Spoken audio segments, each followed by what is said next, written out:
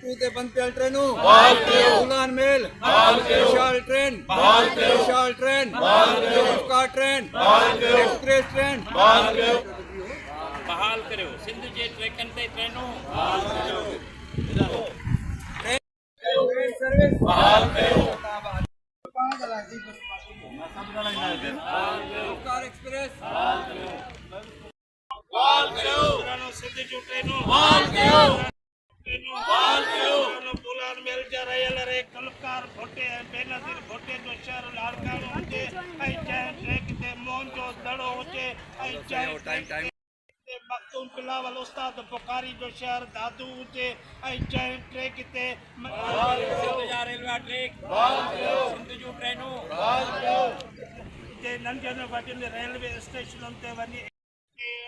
जामचलो railway station ते आयो आहियां हाणे यूनिवर्सिटियूं हिते असांजो तमामु वॾियूं यूनिवर्सिटियूं ऐं 40-50 वॾी लाइन ML2 जेका चइनी सूबनि मां गुज़रे थी सिंध मां रोड़ी कश्मीर कंदकोट जेका ऐं रेलवे हेडक्वार्टर मुसलसल कूड़ ॻाल्हाईंदो पियो रहे त हीअ ट्रैक ॿुॾल आहे हिन ते ट्रेनूं न हली सघंदियूं पर 2 साल अॻु जॾहिं कलंदर जो मेलो आयो पंजाब जे अवाम लाइ स्पेशल 4 ट्रेनूं हलायूं वयूं 20 कोचनि सां ऐं तॾहिं हीअ ट्रैक सिंध जी सही हुई पंजाब जे अवाम जे लाइ बाक़ी सिंध जे अवाम जे लाइ सही न हुई दादू हिन रूट सां जेके रेलवे लाइनूं रेलवे हलंदियूं हुयूं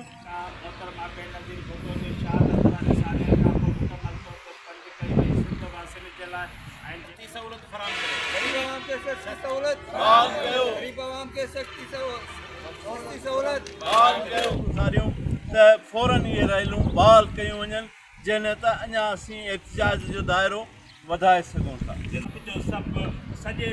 डांसर जो शौर जेको आहे उहो असां सां गॾु आहे ऐं सम्झां थो जीअं त हूं त सिंध